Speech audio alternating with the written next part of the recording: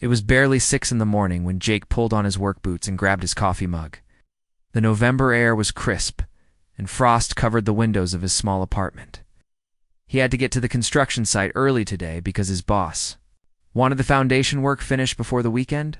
As he stepped outside, his breath formed small clouds in the cold air. Jake had been living in this quiet neighborhood for 3 years now. He knew most of the houses on his street, and he always noticed when something was different. That morning, as he walked toward his pickup truck, something caught his eye. Behind the old blue house at the end of the block was movement near the back fence. The house had been empty for weeks. The family who lived there had moved away suddenly, leaving behind a pile of newspapers on the front porch and an overgrownness yard. Jake had wondered why they left so quickly, but he minded his own business. It was just his way. But this morning was different. As he got closer to his truck, he could see more clearly what was behind that house. There was a dog tied to the fence post with a short rope. The animal was lying on the cold ground, barely moving. Jake stopped walking and stared. He had seen plenty of dogs in the neighborhood, but this one looked wrong, very wrong. The dog's fur was matted and dirty, and even from a distance, he could tell something was seriously off. The animal looked too thin, too still. He glanced around the street. Few people were walking by, heading to work or taking their morning jogs. But nobody seemed to notice the dog. Or maybe they did notice, but chose to keep walking. Jake stood there for a moment, unsure what to do. He was already running late for work, and getting involved in someone else's problem wasn't really his style.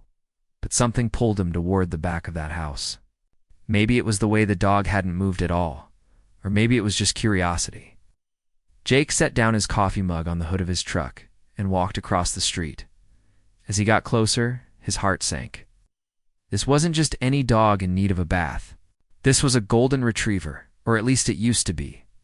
The dog's beautiful golden coat was now a dirty brown color, tangled and matted so badly that it looked like dreadlocks.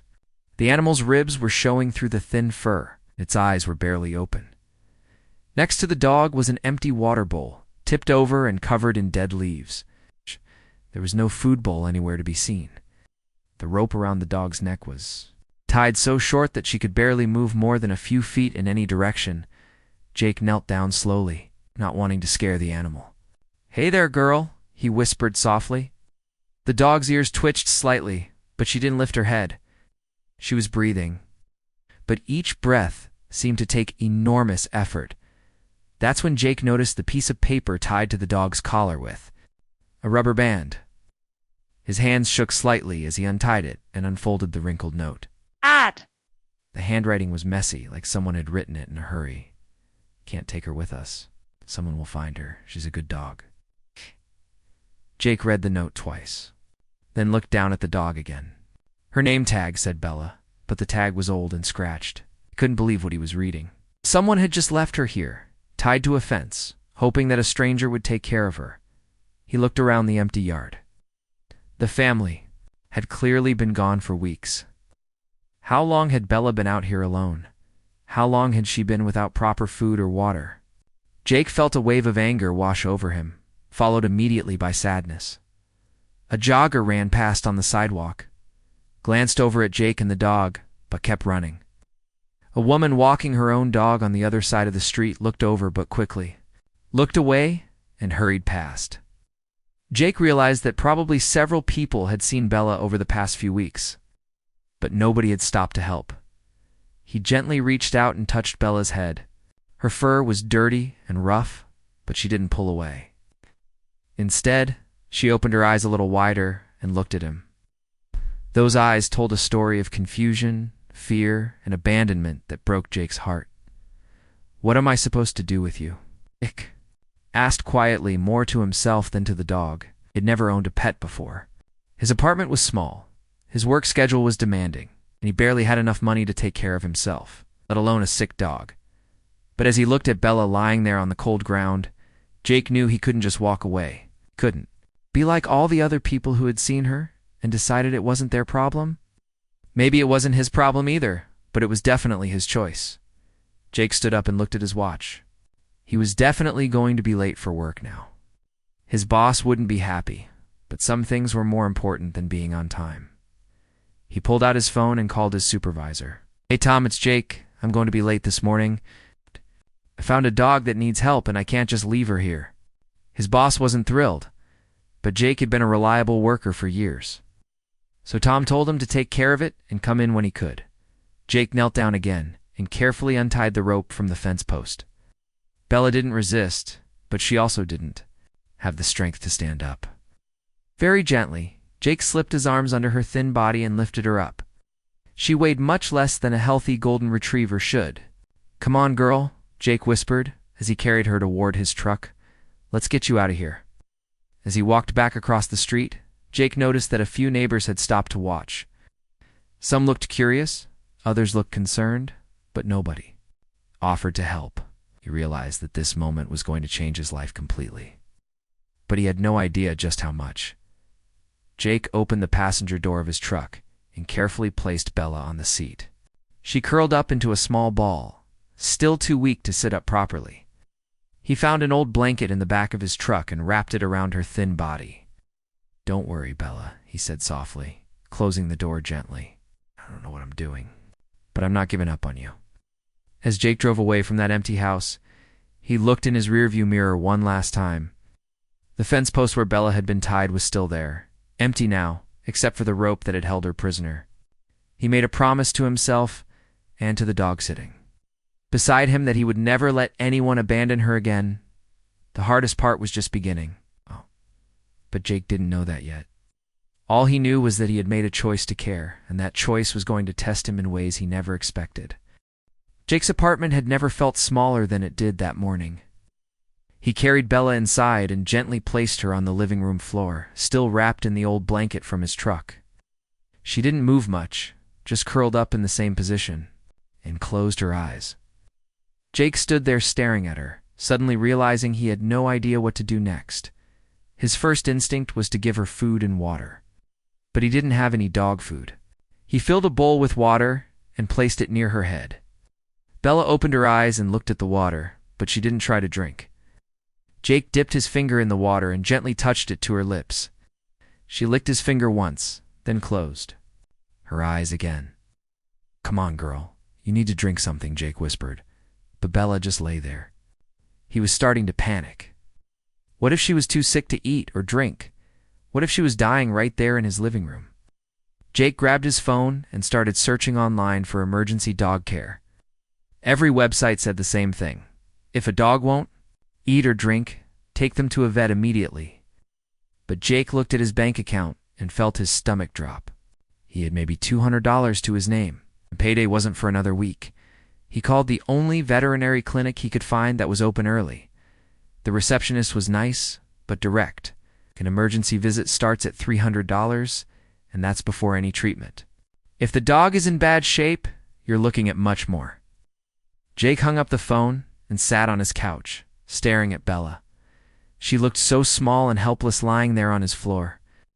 He thought about the note tied to her collar and felt angry all over again. How could someone just leave her like this? Around lunchtime, Jake's neighbor from across the hall knocked on his door. Lisa was a friendly woman in her 50s who had lived in the building longer than anyone. She had heard Jake come home early and was curious about the unusual sounds coming from his apartment. "I brought some leftover chicken soup," Lisa said, holding a container. Then she saw Bella lying on the floor. "Oh my goodness, what happened to this poor dog?" Jake told Lisa the whole story, from finding Bella tied to the fence to bringing her home. Lisa listened quietly, occasionally shaking her head in disbelief. "Jake, I have to be honest with you," Lisa said gently. "I can see you want to help her, but this dog needs professional care, and that's going to cost a lot of money, or more money than most people have." "I know," Jake replied, "but I can't just give up on her. Look at her, Lisa. She's been through enough." Lisa sat down on the couch and looked at Bella more carefully. "Have you thought about what happens if you can't afford the vet bills? What if she needs surgery or expensive medication? And even if you get her healthy, dogs live for 10 to 15 years. That's a long commitment." Jake hadn't thought about any of that. He had acted on instinct when he found Bella. But now, the reality was hitting him. He worked construction, which meant his income wasn't always steady. His apartment barely had room for him, let alone a large dog. And he had never owned a pet before. "Maybe I should call animal control," Jake said quietly. "It might be able to help her." Lisa pulled out her phone and called the city animal control office. After a few minutes of being transferred between departments, she hung up with a frustrated, "Look, they're completely full," she said. "The woman told me they're putting down healthy dogs every day because they don't have space. A sick dog like Bella wouldn't last a day there."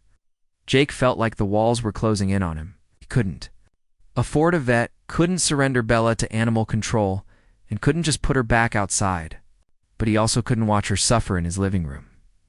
That evening, Jake tried again to get Bella to eat something. He had bought some plain chicken at the grocery store and cooked it without any seasoning, tore off small pieces and offered them to her by hand.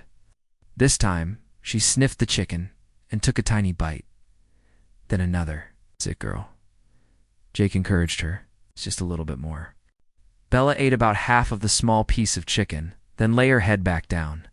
It wasn't much, but it was progress. Jake felt a small spark of hope for the first time all day. He made a bed for Bella using old towels and blankets right next to the couch where he could watch her. That night, Jake barely slept. Every few hours, he would check on Bella, making sure she was still breathing. Sometimes she would open her eyes and look at him, and Jake would gently pet her head until she fell back asleep. The next morning, Jake called in sick to work. He couldn't leave Bella alone, and he needed to figure out what to do next. He spent the day researching everything he could about dog care, malnutrition, and emergency treatment. The more he read, the more worried he became. By the third day, Bella was drinking water regularly and eating small amounts of chicken. She could lift her head and even tried to stand a few times, though she was still too weak to walk. Jake felt like they were making progress. But he also knew this was just the beginning. His neighbor Lisa stopped by again that evening. She had been thinking about Bella's situation and had some advice. "I've been asking around," Lisa said. "There's a vet clinic about 20 minutes from here that sometimes works with people who can't afford full payment. They might be willing to help you figure out a payment plan." Jake looked down at Bella, who was now resting with her head on his foot. Over the past few days, she had started following him around his small apartment, staying close to the only person who had shown her kindness.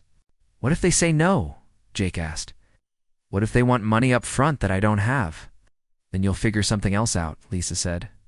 "But Jake, you can't help her properly without professional advice. She needs shots, medication, and probably treatment for whatever made her so sick."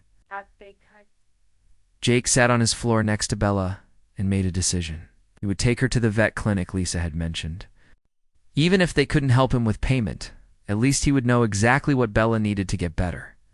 "Tomorrow, we're going to get you some real help," Jake told Bella, gently stroking her head. "I don't know how we're going to pay for it, but we'll figure it out." Bella looked up at him with those same sad eyes he had seen at the fence. But now there was something different in them. Trust. She trusted him to take care of her. And Jake wasn't going to let her down, as he drifted off to sleep that night. Jake realized that saving Bella was going to be the hardest thing he had ever done. But for the first time in his life, he felt like he was doing something truly important. Jake woke up on Thursday morning to find Bella shivering uncontrollably on her makeshift bed. Her breathing was shallow and fast, and when he touched her forehead, she felt hot. This was different from the weakness she had shown before. This looked like she was getting worse, not better. "Come on, Bella, what's wrong?" Jake whispered, kneeling beside her. She tried to lift her head to look at him, but even that small movement seemed to exhaust her. Jake's heart started racing. After 4 days of small improvements, seeing her like this felt like a punch to the gut. He offered her some water, but she wouldn't drink. The small pieces of chicken that she had been eating yesterday were still sitting untouched in her bowl. Jake had been so proud of her progress, but now he wondered if he had been fooling himself. By noon, Bella's condition had gotten even worse. She was breathing heavily, and Jake noticed a strange smell coming from a small wound on her leg that he hadn't seen before. The area around it was red and swollen.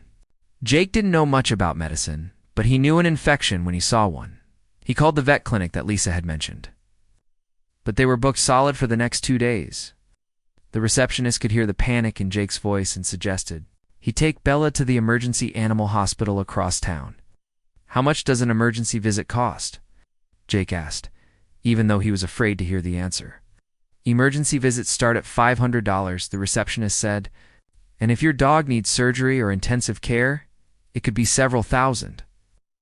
Jake hung up the phone and stared at his bank account on his phone screen. He had been so focused on getting Bella to eat and drink that he hadn't thought about what would happen if she got worse. Now he was facing the reality that he might not be able to save her, no matter how much he wanted to.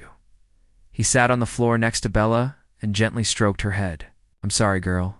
I thought I could help you, but I don't know what I'm doing. Afternoon, Jake made a decision that went against everything he wanted to do.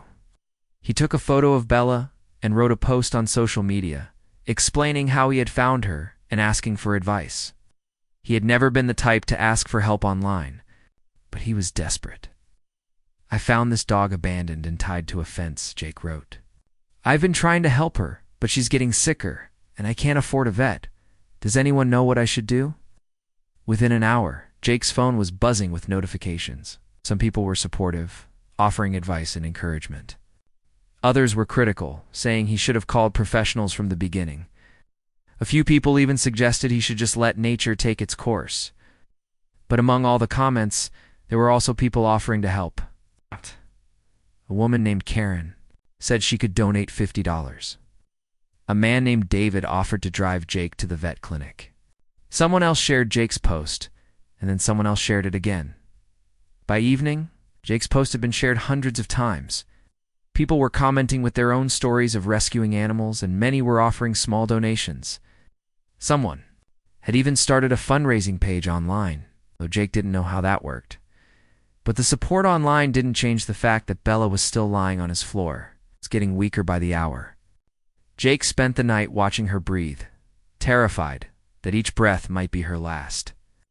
He kept thinking about the note tied to her collar and how her original family had given up on her so easily. I won't give up on you, Jake, whispered too.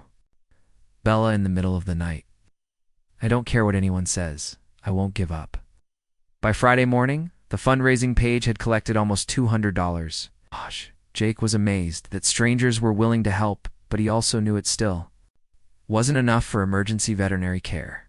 He was exhausted from staying up all night. He had already missed 3 days of work. Jake's phone rang, and it was his supervisor calling.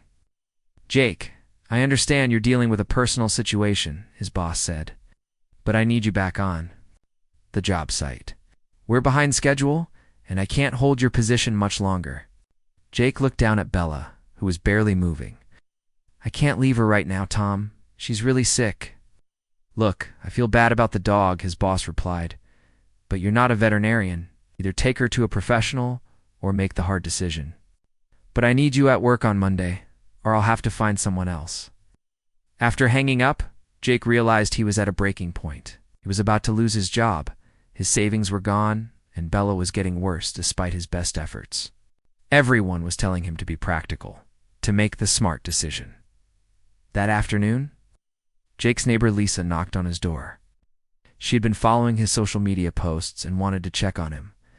Jake, you look terrible, she said. Was the last time you slept? I can't sleep, Jake replied. Look at her, Lisa. She's dying and I don't know how to help her. Lisa sat down next to Jake and looked at Bella carefully.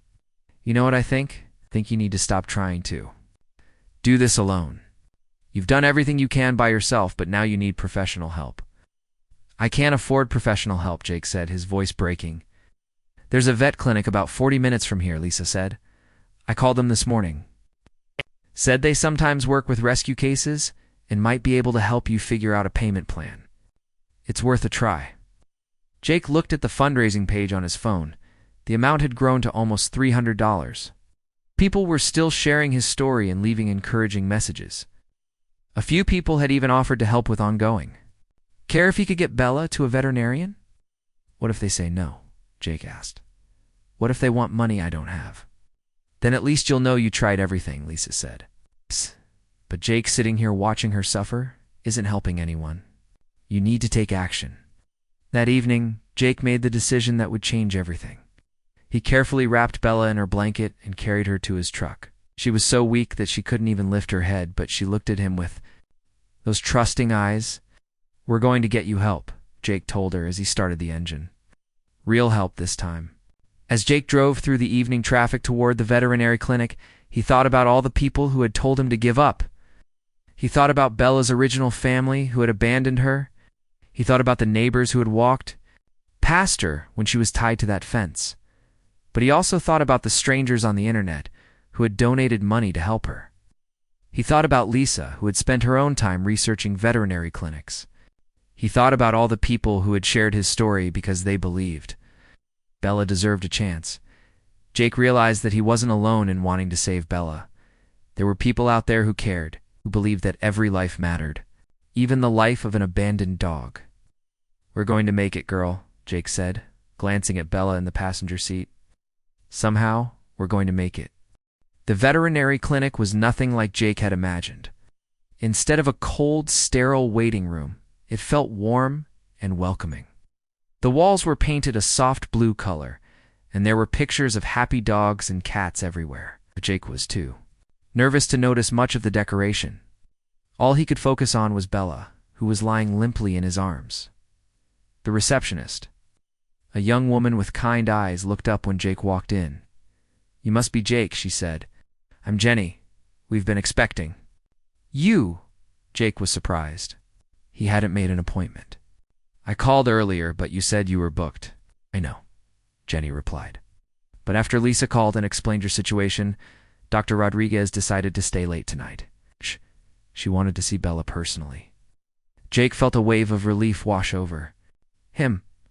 For the first time in days, someone was actually going to help him. He gently placed Bella on the examination table in the back room and stepped aside as Dr. Rodriguez entered. Dr. Rodriguez was a woman in her 40s, with graying hair and gentle hands. She had been working with animals for over 15 years, and Jake could tell immediately that she knew what she was doing. She approached Bella slowly, speaking in a soft voice. "Hello, beautiful girl," Dr. Rodriguez said, carefully examining Bella's eyes and ears. "Let's see what's going on with you." For the next 20 minutes, Dr. Rodriguez conducted the most thorough examination Jake had ever seen. She checked Bella's heart rate, temperature, and breathing. She looked at the infected wound on Bella's leg and took samples for testing. She even checked Bella's teeth and gums. "Jake," Dr. Rodriguez said finally, "I need to be honest with you. Bella is in pretty serious condition. She's severely malnourished, dehydrated, and she has a bad infection that's spread through her system. Without treatment, she probably wouldn't survive another week." Jake's heart sank. He'd been hoping for better news, but deep down, he already knew how sick Bella was. "But," Dr. Rodriguez continued, "the good news is that she's young and strong. With proper treatment, I believe she can make a full recovery. It's going to take time, medicine, and a lot of care, but it's definitely possible." "How much will it cost?" Jake asked, dreading the answer. Dr. Rodriguez pulled out a notepad and started writing down numbers. "For the immediate treatment, we're looking at about $800. That includes antibiotics for the infection, for fluids, for dehydration, blood work, and medication for pain. If she needs surgery later, that would be additional." Jake felt dizzy. $800 might as well have been $8,000. "I don't have that kind of money," he said quietly. "I've got maybe $300 from people who donated online, but that's it." Dr. Rodriguez looked at Jake for a long moment, then at Bella lying on the examination table. "Tell me about how you found her," she said. Jake told the whole story. From discovering Bella tied to the fence to bringing her home and trying to nurse her back to health, he told Dr. Rodriguez about the note from her previous family, about staying up all night to watch her breathe, and about how he had already missed work to take care of her. "I know I'm not the smartest person when it comes to animals," Jake said, "but I couldn't just walk away from her. I keep thinking about all the people who saw her and did nothing. I didn't want to be one of those people." Dr. Rodriguez was quiet for a moment. Then she called Jenny into the room. "Jenny, what do you think about setting up a payment plan for Jake?" Dr. Rodriguez asked. "Maybe we can work something out that won't put him in debt, but we'll still get Bella the help she needs." Jenny looked at Jake, then at Bella. Can do that? We've worked with rescue situations before. Maybe we can accept the $300 now and set up payments for the rest. Jake couldn't believe what he was hearing. You would do that, even though you don't really know me? Jake, Dr. Rodriguez said, I've been doing this for a long time. I can tell when someone really cares about an animal. You didn't have to take Bella home. You didn't have to spend your own money on her. You didn't have to miss work to take care of her. But you did all of those things because you saw a living being who needed help. Dr. Rodriguez started Bella's treatment immediately. She inserted an IV line to give Bella fluids and began administering antibiotics. She cleaned and bandaged the infected wound. And she gave Bella something for pain that made her more comfortable than she had been in days. The next 24 hours are crucial, Dr. Rodriguez explained. If the antibiotics work and she responds, well, to the 4 fluids, she should start feeling better pretty quickly. But I want to keep her here overnight for observation. Jake felt torn. He had gotten so used to watching over Bella that the thought of leaving her felt wrong. Will she be okay without me? She'll be in good hands, Dr. Rodriguez assured him. And honestly, you look like you could use some sleep. When was the last time you got a full night's rest? Jake couldn't remember. It had been at least a week since he had slept through the night without worrying about Bella. That evening, Jake went home to his empty apartment. It felt strange without Bella there. He had gotten used to her presence, to having someone who depended on him. He checked his phone and saw that his social media post had been shared over 1,000 times. People were commenting with encouragement and asking for updates. Jake posted a photo of Bella at the vet clinic and wrote, Bella is getting professional help tonight. Vet says she can recover, but it's going to take time. Thank you to everyone who has helped us get this far. The response was immediate. People were celebrating the news, sharing their own rescue stories, and offering continued support. Someone had even contacted a local news station. They wanted to interview Jake about Bella's story. The next morning, Jake rushed back to the clinic. Dr. Rodriguez met him with a smile. She's doing much better, Dr. Rodriguez said. Are working, and she drank some water on her own this morning. She even wagged her tail when Jenny talked to her. Jake felt tears in his eyes. For the first time since finding Bella, he actually believed that she was going to be okay. Can I see her? Jake asked. When Jake walked into the recovery room, Bella lifted her head and looked at him. Her eyes were brighter than they had been in days, and when she saw Jake, her tail moved slightly. It wasn't much, but it was progress. Hey girl, Jake, whispered, gently petting her head. You're going to be okay. We're going to get through this together. Dr. Rodriguez watched from the doorway. Jake, I think you saved her life. If you hadn't found her when you did, if you hadn't cared enough to bring her here, she wouldn't have made it. Jake looked down at Bella, who was now resting her head against his hand. I think maybe she saved my life too, he said softly. For the first time in over a week, Jake felt hope. Real, genuine hope that everything was going to work out.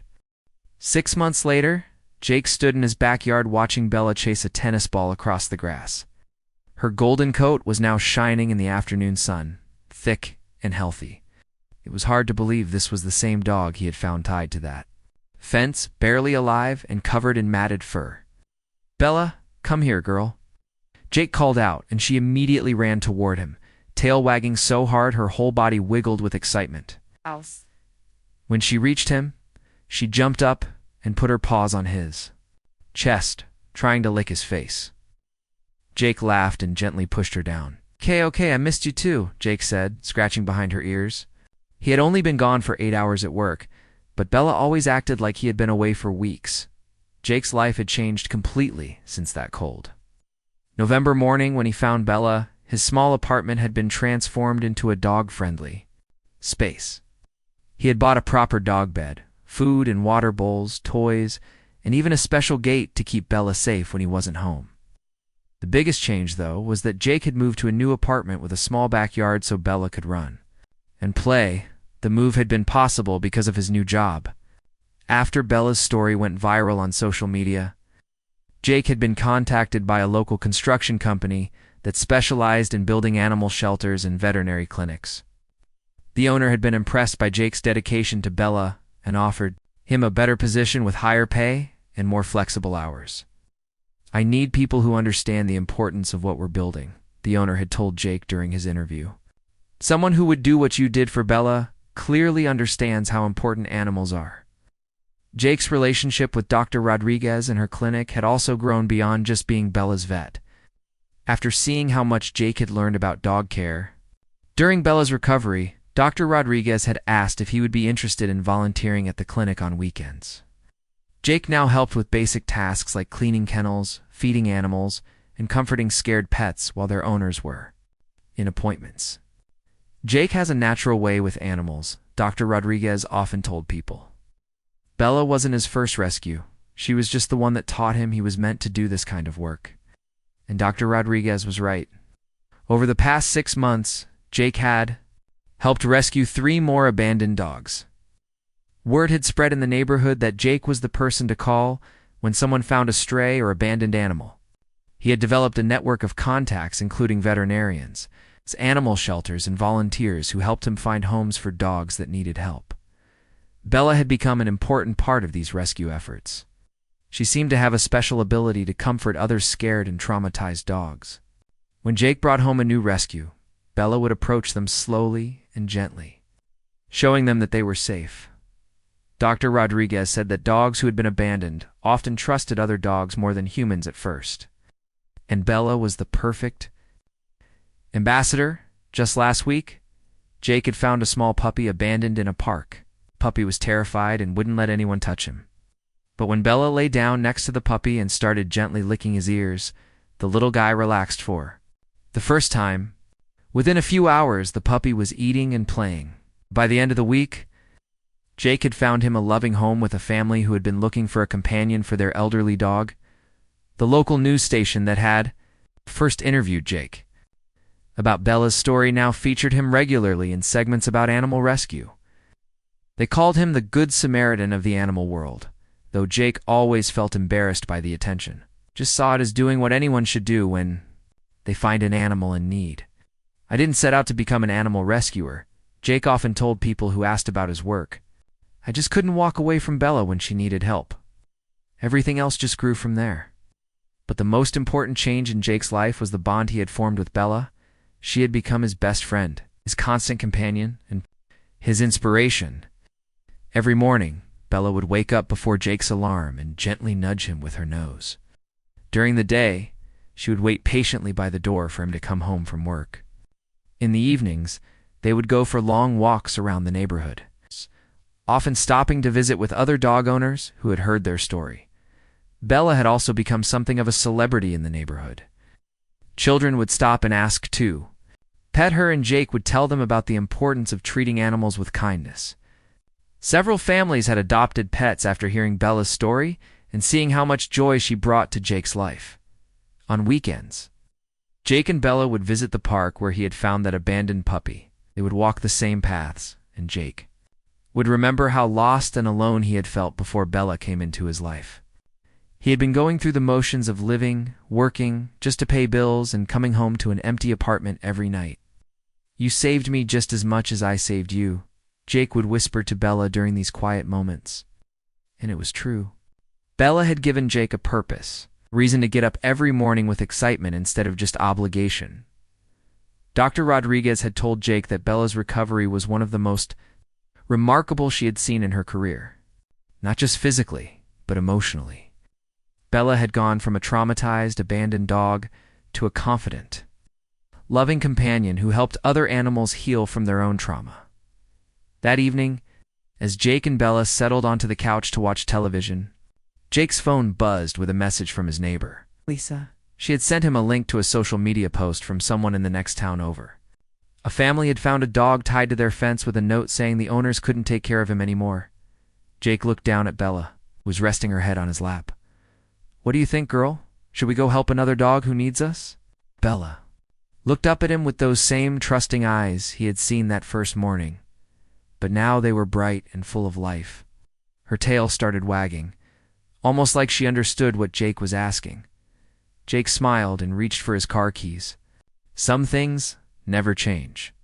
When an animal needed help, Jake and Bella would be there, ready to prove that sometimes one person's decision to care can change everything. as they drove toward their next rescue. Jake thought about the note that had been tied to Bella's collar 6 months ago. Someone will find her, it had said.